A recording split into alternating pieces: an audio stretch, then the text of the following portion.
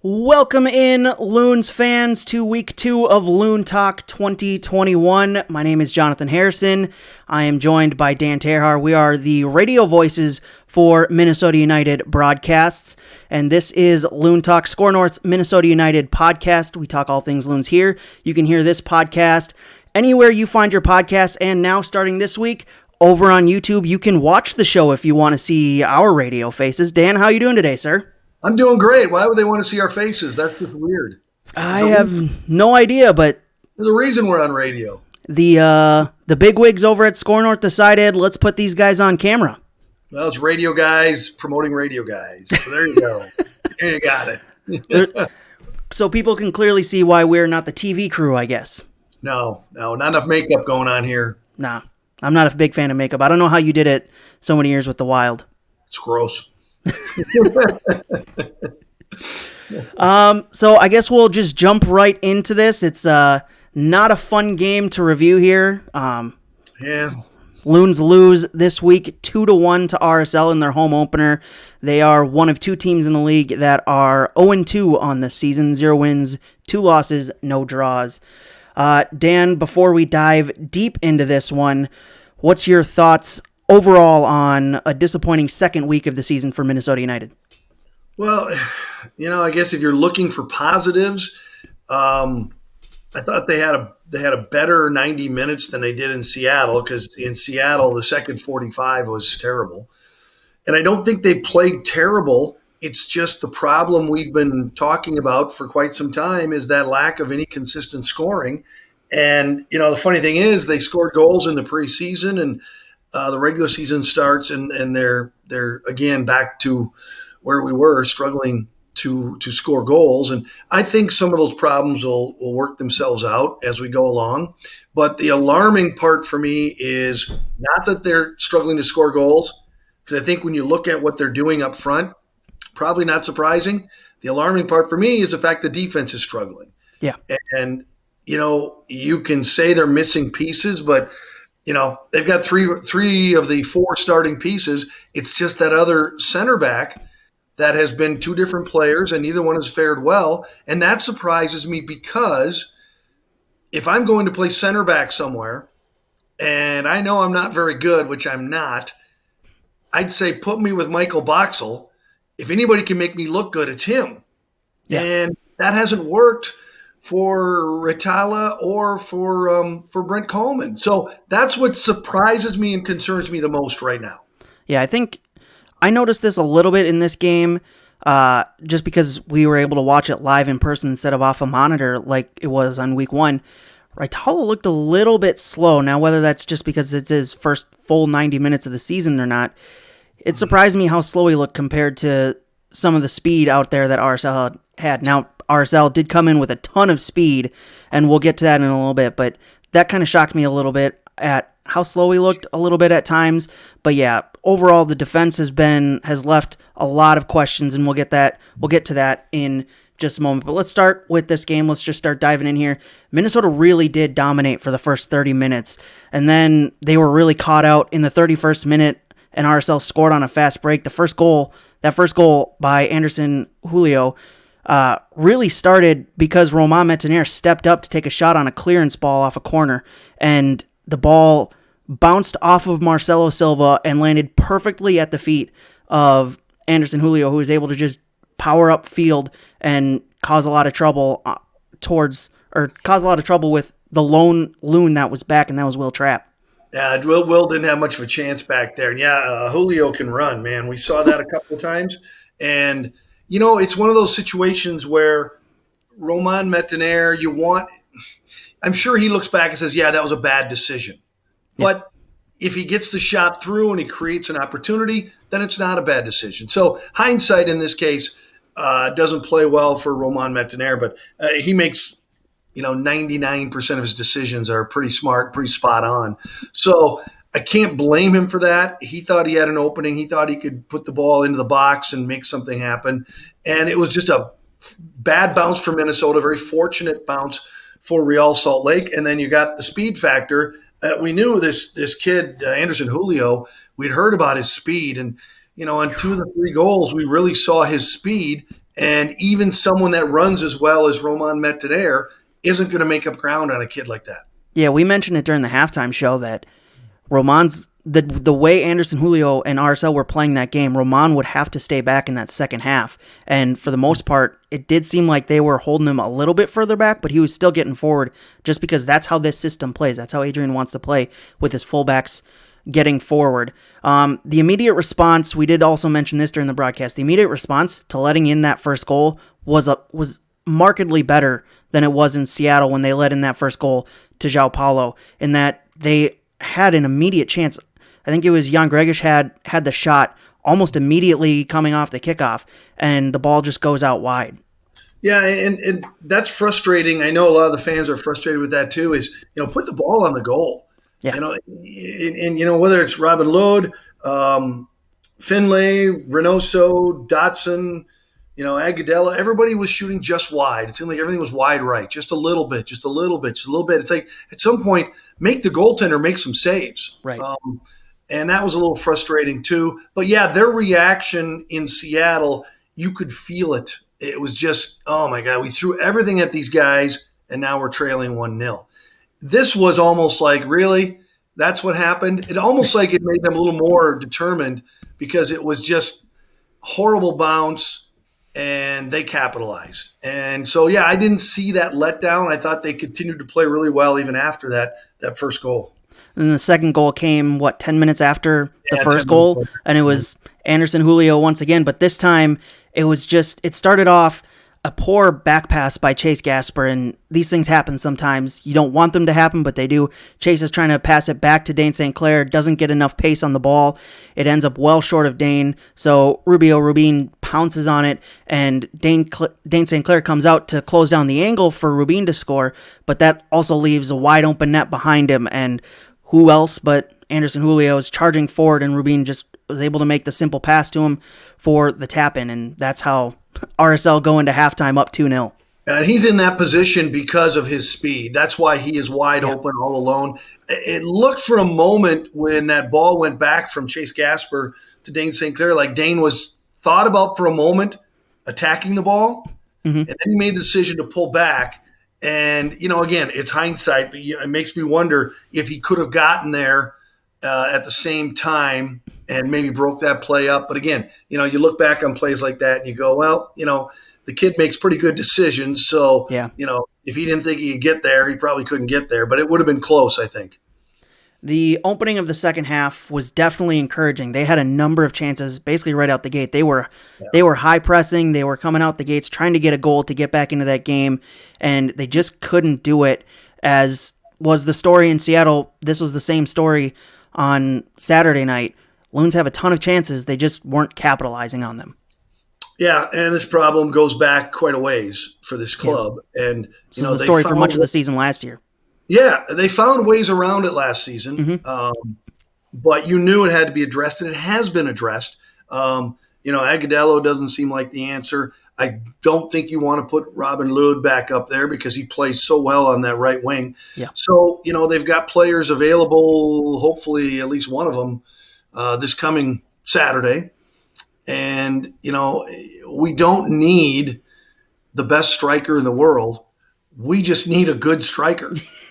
Someone who's going to cause some trouble up there. And we'll get to the new striker in just a little bit. Yeah, because with a kid with the talent of Emmanuel Reynoso playing behind you, I think just a good striker can have great games and great moments and maybe a great season. Yeah. But we've got to have somebody. And hopefully that's in the works sooner than later. Well, we know about Adrian Huno. He's going to be he's the new designated player. We'll get to him after we get done reviewing this game. The broadcaster's dream. Yeah. Uno? Who knew? Uno? So then the 85th minute comes around, and the Loons finally get their first goal of the season. And as I went back and rewatched it, there was 3 or 4 pretty good touches and passes on this play. Reynoso's through ball to Dotson was well-paced for Hassani to run onto. It didn't go out of bounds, gave Hassani just enough space to be able to cross it. Hassani's cross alone going around one of the RSL defenders and landing perfectly at the feet of Robin Lod was great. Lod's first touch was shaky. It bounced up, and Justin McMaster's speed was able to get back and basically one-touch it back to Robin Lod, who bends it right around David Ochoa for the Loons' first goal of the season. Yeah, it was a nice goal. And, you mentioned Hassani Dotson, and all I can keep thinking is find his kid a position. Yeah. Because wherever you've put him and given him a chance to shine, he's done very well.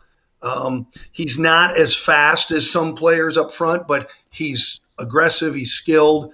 He made a nice play to set up that goal. McMaster, we don't know much about the draft pick, and he made a great touch. And Robin Lod has proved that when he's not in the number 9 spot, he can score goals because Absolutely, he's comfortable, and the pressure's not on, and you're able to. Coming off that wing spot, you're able to pick and choose your spots and create your own space and find your own space. When you're a number 9, it's a little different. There's nothing in front of you because you have to stay onside. Right. So, and they're always backing you down. You've always got a guy trying to force you from behind. So it's a good spot for him. But it was a nice goal. Very deserving for the way Robin has played last season and the start of this season. So, let's hope that there is no reason to take him off that right wing for a while. And that goal leads to the David Ochoa show, as we're going to call it now. And as everybody has been discussing since Saturday night, David Ochoa makes a meal of Chase Gasper trying to get the ball back and lays on the ground like Chase had just done serious physical harm to his hip, and it just goes on for the next, 10 minutes? He did that. It was like 3 times he did that. Now, the first time, it looked like there was some decent contact, and I was a little surprised there wasn't a call. But then the second time, and was there a third time too? There was not contact, and he was flopping around like a sunfish on a hot dock. So, and we all accept that's part of the game. That's part of soccer. I get it. But, you know what? I got to tell you, I don't know how good he is. According to some sources, he's not very good. But I don't know how good he is. But even if you're the number 1 goaltender for Team USA, what does that make you, about the 100th best goaltender in the world? In the past, it's made you one of the best, because that's basically been the one position for the past 20 years that the U.S. has been able to produce. I'm just saying, you know what? Soccer is it's a global sport. Mm-hmm. And to come out and have that kind of an attitude and to be that cocky before you've really done anything, you're not doing yourself any favors. No. And the people on the world stage see something like that and they go, who is this clown? Right. So that's just a quote, Great quote. Yeah. So you know what? He's not doing himself any favors, and this is all karma, and it'll come back to haunt him. And I just, you know what? That's fine. He got a win. He was fired up. But when your own, I guess, would you call Hassani Dotson his teammate, because they were both on the men's U23 team together. When your own teammate comes out and confronts you and says, "Come on, man," and I don't think he said it quite like that, but it got pretty heated. And if that's what that kid wants, that's fine. It's just not classy.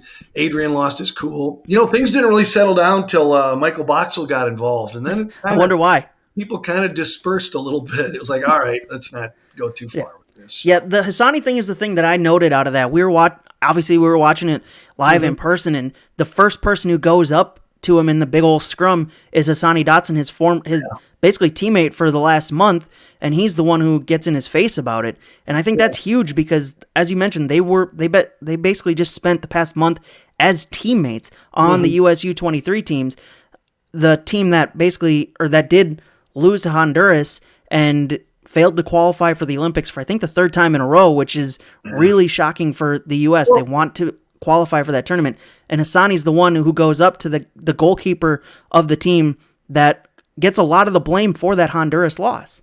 Well, yeah, that's the point I was trying to make earlier was you're the goaltender on a team that can't qualify for the Olympics. Mm-hmm. Slow your roll down a little bit. Right.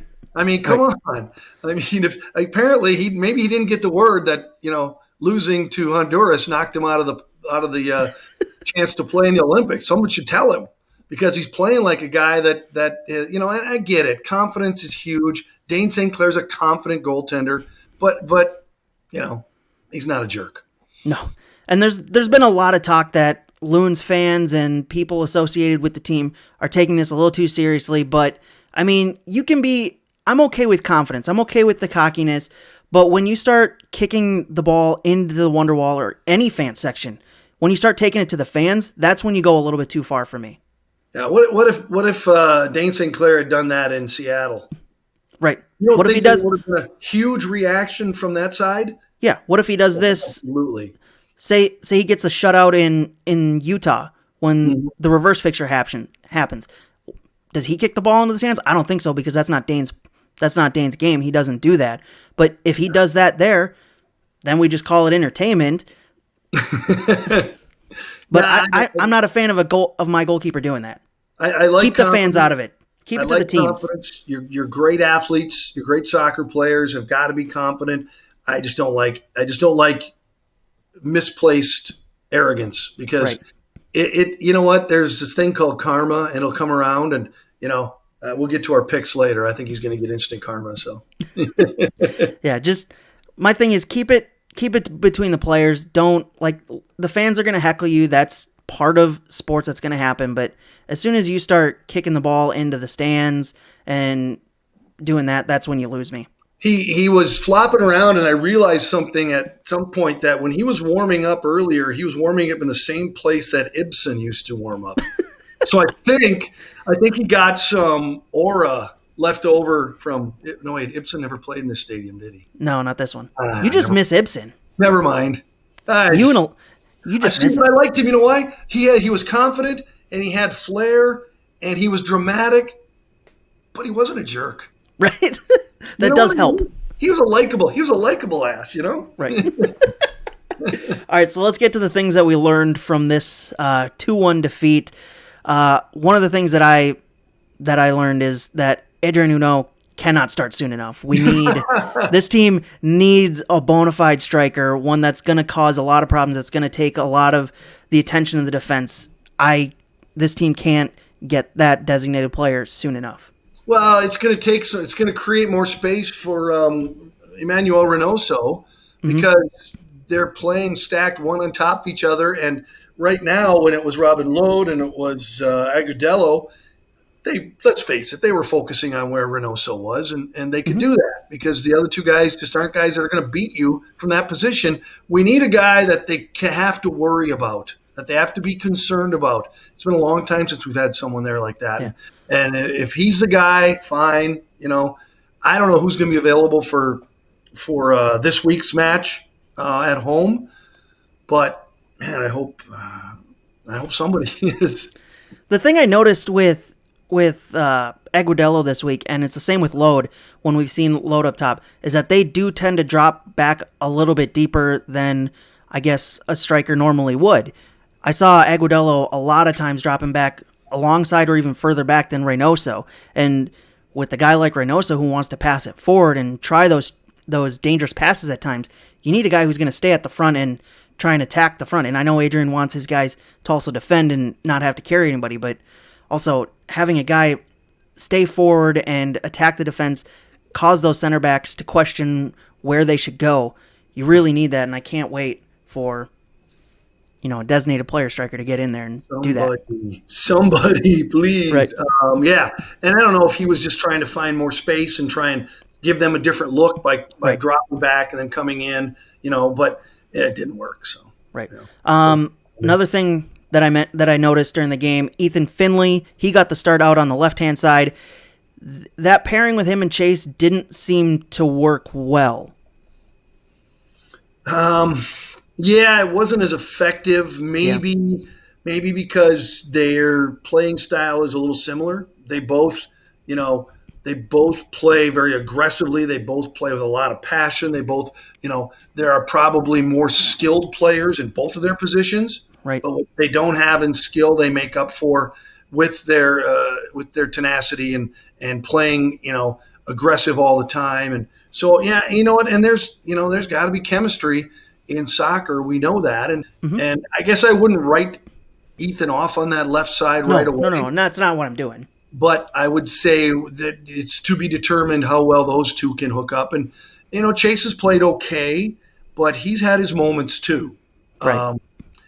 That back, the back four, there's been a few communication errors where you go, you kind of catch your breath a little bit. But that's always going to be Chase Gasper.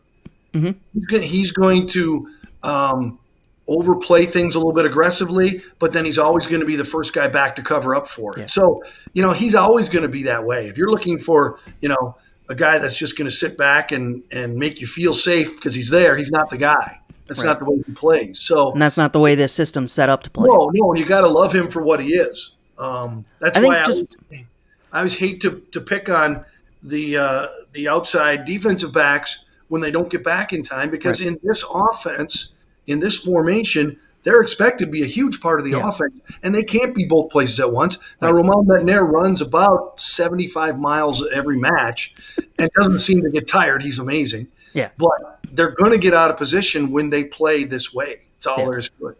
I think just with me, with what I saw on Saturday, was that Finley wanted to cut in a little bit more and leave a lot of space for Chase to run into, and that's just Chase has never been the one to get as far forward as Roman has. Just because Chase, obviously, as we mentioned, he doesn't have the same kind of speed that Roman has, so it's going to take a little bit longer for him to get back, and that's always been one of his first focuses is defense. And I don't think Chase was as comfortable getting forward as Finley wanted him to. So there's a whole lot of space on that left-hand side that was left open quite a bit. There was. I think that's something that I'm sure that they will address this week and make some adjustments, because I don't see any formation changes for Adrian coming into this Saturday's match. So, they'll have to look at that and decide whether it's going to be Ethan playing a little bit different or Chase playing a little bit. There needs to be a little adjustment so those two can mesh better. Yeah. And that pairing will, if the more games they get, the better it'll get. We saw that with Ethan and Roman. The more games they got, the better that pairing and the better they started to play off each other. As I mentioned, the absolute need for a striker, and Adrian Uno can't starting soon enough. Bakaye Dabasi, he can't start soon enough. Yeah, for some reason, they haven't found a guy that can. Raytala wasn't the answer, and Coleman had a bad match back there. And again, as I said at the beginning of the podcast, that surprises me, because usually the guy you put back there with Michael Boxall is going to get the best chance of looking good, because Michael's a good communicator. He's very solid at what he does. He's not going to leave you hang out to dry. So that surprised me a little bit. But, it's a really small test sample. Maybe we didn't give Bakaye Dabasi enough credit for what he did last year. Maybe we gave too much credit to Boxy, and maybe Dabasi really is that much better than what we've seen so far back there. I mean, it's probably a little bit of both, really. Yeah, it'll be good to see him back whenever he comes back. Obviously, if it's an injury, you don't want to rush it this early in the season. And despite all the negative talk so far, there is no panic here. It's only 2 games of a long season. I saw a social media post today that someone said, "Don't they lose all the time?" I thought, didn't they get to the conference final last year? Right. I guess not. I guess we quickly forgot about what happened in December. Listen, it's frustrating to go 0-2, but there's no reason to think that this team isn't going to get it figured out. Yeah. You just got to be a little bit patient. So, the last question I had from this match, this is the second week in a row out of just 2 weeks that we've seen Jan Gregush and Will Trapp start in the midfield. Is that the number 1 midfield going forward? And if so, where is Hassani getting minutes? Because you need to get him minutes because of how promising he is. He's not going to want to sit on the bench a whole lot and come off the bench. He's going to want his minutes. And you've got to get him his minutes, because he's a valuable player to this club. And that's why I said earlier, I just want them to find him a position so he could focus on that, because I think wherever you put him, whatever that position is that you call him to do, he's going to do it well. Jan is one of those guys that about the time you think you really are starting to understand his game, then he changes a little bit. And, he's not afraid. He's not afraid to put the ball on. He's not afraid to shoot. He misses a lot. Will Trapp has looked good. But we kind of got spoiled. A healthy Ozzie Alonso is so good back there Yeah. that it's hard to compare other people. So no, I don't think that pairing is etched in stone. I think that if they don't perform and they don't get the job done, there's other people like Hassani. There's other people that could play there. Yeah. But Will Trapp, playing that position, you really don't notice it that much unless they screw up, Yeah. because it is really a defender position. Mm-hmm. But I Just saw because of the way Ozzy played it the past couple yes, years, yes, there's a lot of focus on the defense in that position. right. So it's hard to judge someone like that because they aren't going to be involved in the offense very much. It's going to be when they don't make plays in the middle third or defensively that you will notice. Can't forget that we haven't seen Nico Hansen yet either. Yeah, true. So like I said, it's so frustrating to lose the first two, particularly the one this past week, to a club that you feel you should be able to beat. But things are going to look a lot different here in the next few weeks. So then, any final notes before we move on to our Around the League portion of this show? Any final notes off a 2-1 loss to RSL on Saturday night? No, just that it was amazing to have fans back in the building. Yeah, and absolutely. what was it, 4,000 or 5,000, whatever it was that were there. They made plenty of noise. They made it fun again. So yeah, that was great. And let's just keep going in that direction. And they're going to get their wins at home. This is not going to be an easy place all of a sudden for people to come in and win. These guys take a lot of pride in playing at home, and I think that'll show this coming Saturday night. So then now let's move on to Around the League. It's a segment that we have in our pregame show. We are bringing it here to Loon Talk as we look across the rest of the MLS this weekend.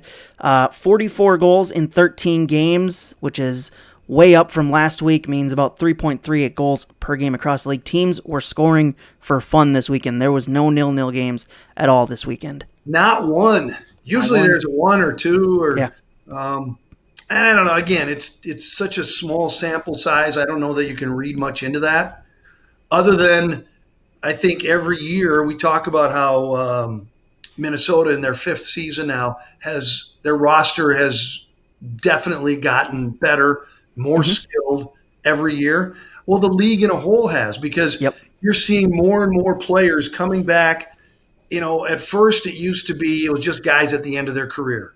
Come over, experience the United States, experience making American money, and now you're getting more and more players coming over that are very young and talented and skilled, and so the league gets better every year. So you bring in more skilled, talented goal scorers, and you're going to get more goals. And I think we're seeing part of that right away early this season. More goals in LA as LA Galaxy get a 3-2 win against the New York Red Bulls. I know a lot of MLS fans that aren't Galaxy fans won't want to hear this. My opinion of the Galaxy, just as someone who's also worked with non-soccer fans, Galaxy are basically, in this league, equivalent to the Lakers, the Cowboys, who else? The Yankees. If those three teams are better in their leagues, they're gonna get more viewers just because name recognition alone. I think the same goes across to the Galaxy, and that's only multiplied just because Chicharito is there and he's now scoring goals for fun. He's got 5 goals in 2 games. He scored a hat trick this weekend.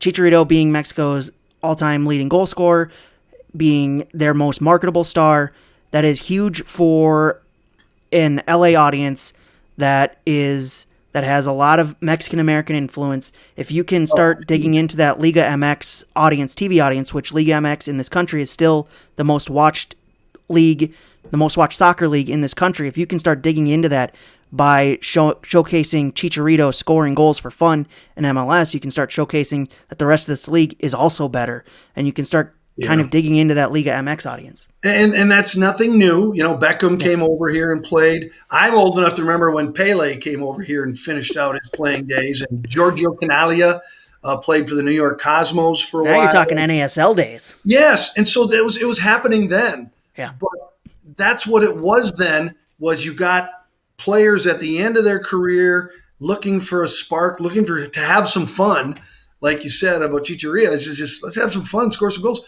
But now you're getting younger players and better players, and the league itself is getting better every year. Now it's got a long ways to go, before we're a league that can compete on the international stage, obviously, but it's getting better. And yeah, the excitement in LA when a player like that comes in, it's what this league needs. That you have to have that because it will boost ratings and it will give the league more attention. And doesn't matter if you're the NFL or the MLS, you need that. And that's a good thing, whether you want the Galaxy to win or not. I personally don't, but it's good for the league to have someone come out of Mexico with that much talent and score goals. So it's a good thing. I'm not a big fan of the Galaxy winning all the time, but if the league needs them to be good to draw an audience, that's really good for a league that's coming up on a new TV deal here in the next couple of years. So obviously they would want them to be good and at their best. And with Chicharito, that can only mean good things for a league that's, as I said, coming up on a new TV deal here shortly. What do you take of the Galaxy being the only team with 2 wins in the league, and as I mentioned earlier, the Loons and the Red Bulls being the only 2 teams in the league with 2 losses? Anything from those 2 quick stats? Nah, it's too early. Too early? Yeah. Too soon because, 2 weeks from now, we can look and Minnesota has won 2 more and Galaxy may have lost 1 or 2. So, it's just too soon to look at the table, as they call it in the Premier League, the standings here in the good old USA. It's too soon. If you're looking at that now, it's going to be a long summer. Right. It really is. Let's let this thing open up for at least half a dozen matches, and then you at least can get some idea of where things are heading. Yeah. So next up for the Loons is Austin FC, the newest team in the league. They come in this season as the 27th of 27 MLS teams. That pre-match show this Saturday starts 6:30 p.m. Kickoff at 7:08 p.m. You can hear us on Score North on AM 1500, the Score North mobile app, and this week we will be on SiriusXM FC channel 157 as well, so we will be broadcasting nationally as well, so you can hear us wherever you want to. With Austin FC comes the obvious headline of Matthew McConaughey being one of their owners. All right. Is there a logo? Is their logo a tree? Yeah. Yep. All right. Trees don't move very fast, but they're solid. They've got good roots. They won 3. Yeah, I think that's the part of it is the roots growing strong roots in Austin. Got it now. It's not slow like a tree. Okay. They won 3-1 this weekend against Colorado, but the main thing I want to dive into with Austin FC is Matthew McConaughey being their owner. We're gonna have Phil Mackey join us, but he ran into some scheduling issues, so he couldn't join us to give us Matthew McConaughey's top 5 rom-coms because Phil's a huge rom-com guy. So he did want to pass along that Matthew McConaughey's best movie overall, not just rom-coms, overall, is How to Lose a Guy in 10 Days. Oh man, when I was so loaded for Phil to give him a hard time. What other guy do you know that's a rom-com fan? I'm not a big fan, but I'll watch them. They're terrible. They all have the same storyline. They're like those Hallmark holiday movies. They're awful. Whoa. Do not come after Hallmark holiday movies. I love me Hallmark holiday movies because they are terrible. That's the joy of watching them. They all have the same storyline. Exactly. So they have to come up with different ways to make it more ridiculous. It is perfect. Now, I find Matthew McConaughey to be a very intriguing celebrity. Okay. There's nobody like him. When you see him in interviews, and he's comes across sometimes really smart, other times he's just a guy. I don't know. I find it very intriguing. Are there movies of his that you really like? My favorite role of his was when he was. I'm trying to find the movie or the show. It was. Hold on, I'm struggling to find it. It's True Detective, season 1. Him and Woody Harrelson. Oh, okay. That first season was so good.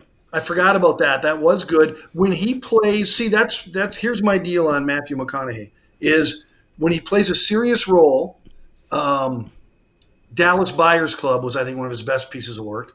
Mm-hmm. I like him.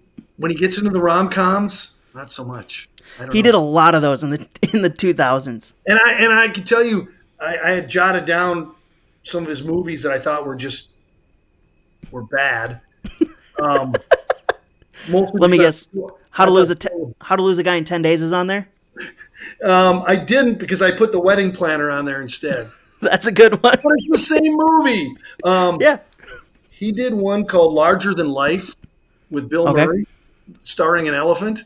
That was a bad movie. Dazed and Confused was bad. Haven't seen it. It's just And bad. I'm willing to say that. I know pretty much everybody on planet Earth has seen it. I have, unfortunately, not seen it. The Wedding Planner, that was terrible. Don't get me wrong. I watch rom-coms when my wife picks a movie. What are your thoughts on his role in Magic Mike? I wanted to put that on there, but that was actually a very entertaining movie. It was. It wasn't Oscar worthy, but it was entertaining. The other one I had then was Surfer Dude. I don't know if anybody saw that but me. I might have been the only one. You ever even heard of that one? Only by looking up his IMDb. Yeah, it was as bad as you think. And then the one I put Sounds pretty bad. The top of the list was, and again, I'm embarrassed that I actually stayed it and watched the whole thing, was Next Generation Texas Chainsaw Massacre. Oh my God. It was terrible. Wow. And I knew it was going to be terrible, but I watched it anyway. It was bad. What It horror was movie these days is good? It was right up there with the Tremor series with Kevin Bacon. Woo! That was good stuff. What is there, 8 of those, I think?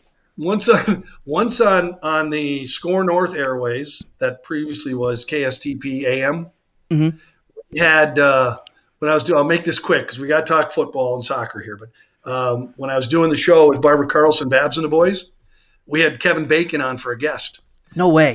It was shortly after the Tremor 2 or 3 came out, and it was clear that it was bad. But he only came on because Kevin Bacon is a wannabe musician. Yeah. And he had a band at the time, and I wish I could remember the name of the band, but I can't.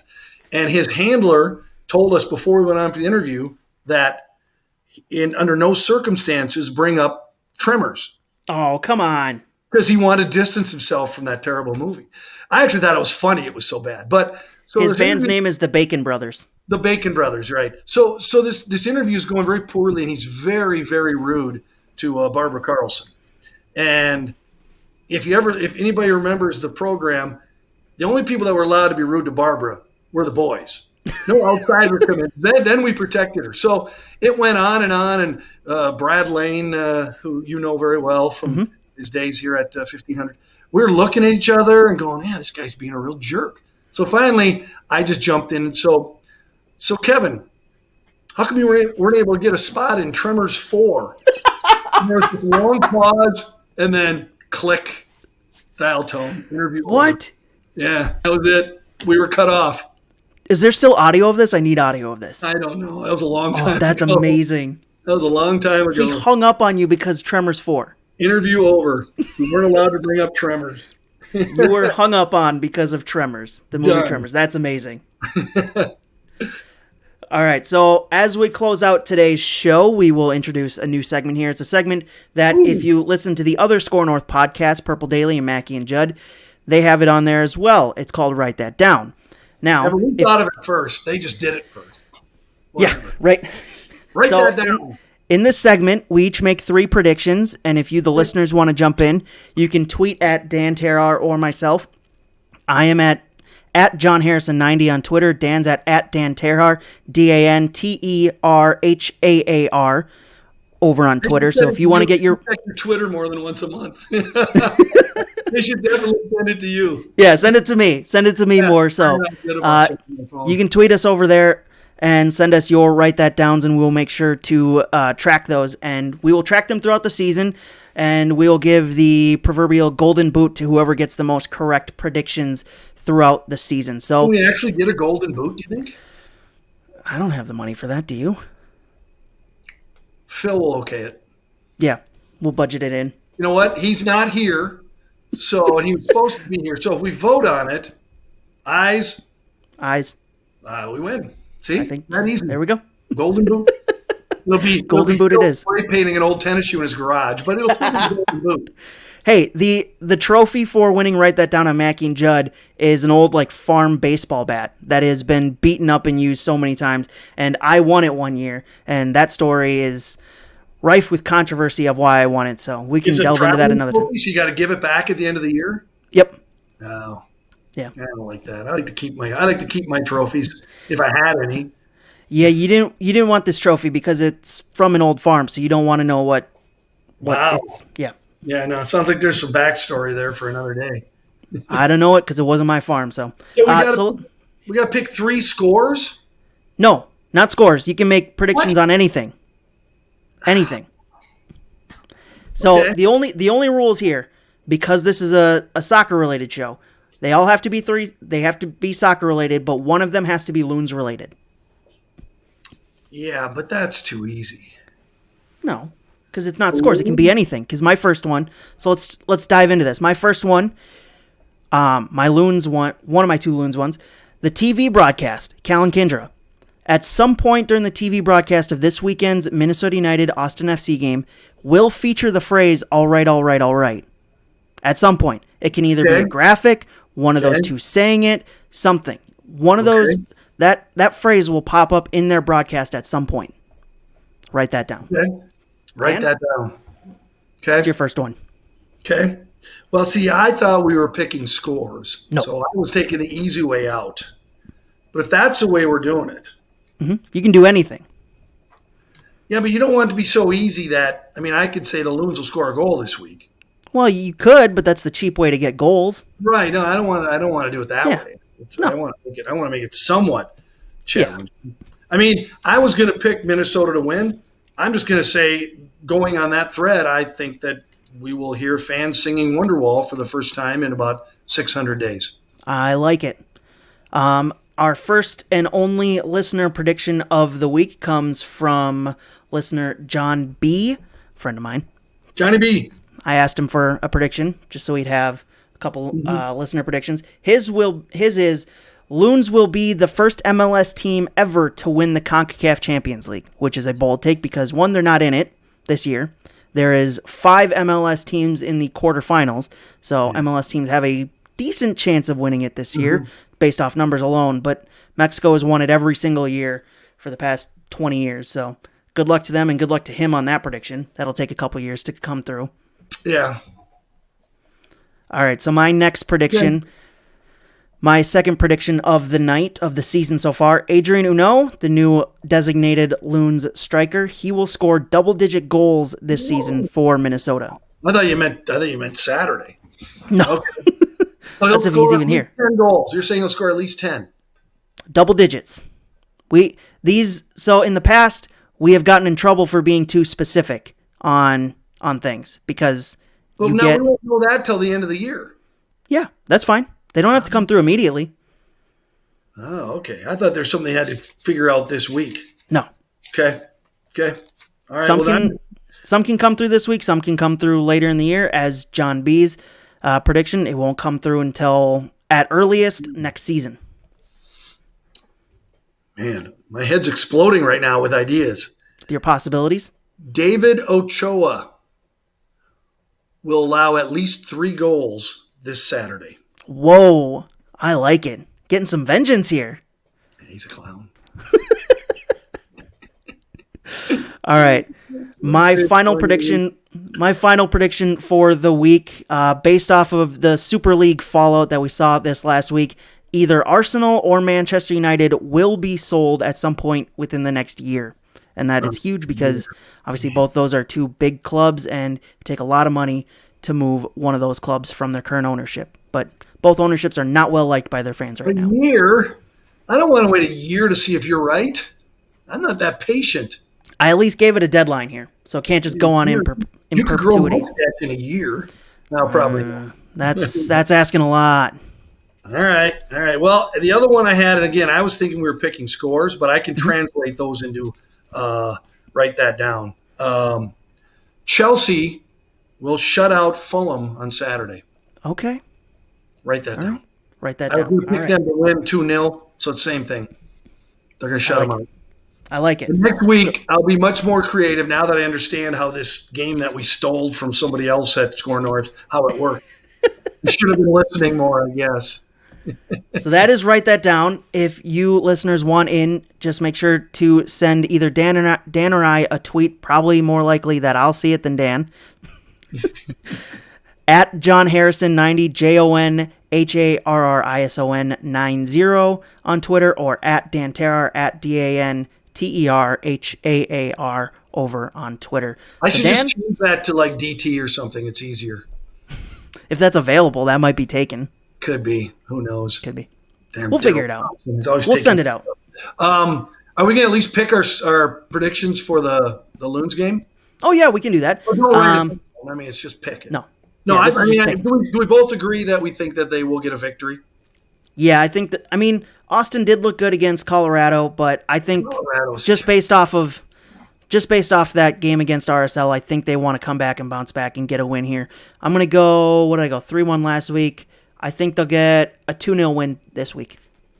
I still am concerned about their defense, so I don't know that they can get a shutout. So I had them giving up 1 goal to Austin, but I think they will score 3 times. So we're going to flip-flop. I'll take the 3-1 this time. So you get 3-1? 2-0 for me, 3-0 for 3-1 for you. Yeah, at this point, just get the win. Doesn't matter if it's 1-0. Doesn't matter what it's on. Just get a. Right now, they just need to get a win so that people can start having fun and sleeping at night. So yeah, let us hear Wonderwall for the first time in we want to hear 600 days. Let's do it. Yeah. Get it done. So all right. Once again, that has been Loon Talk. You can listen to us anywhere you find your podcasts, and now we are videotaping this. Not videotaping. We're recording this for YouTube. You can go watch us on YouTube. You can see our mugs over on YouTube for some reason. Make sure if you like what you hear, rate, review, subscribe wherever you find your podcast. That helps us get noticed. That will do it for this week. For Jonathan Harrison. Loon related. What are you wearing? Are you wearing something Loon related? No, I'm wearing Age of Ultron stuff. So Marvel. T-shirt you've been wearing for a week. Change your clothes, man. All right, are we done? We are done. You have a good night, sir. Interrupted. Thank you, Jonathan. Thank you, sir. We'll see you on Saturday. Saturday it is.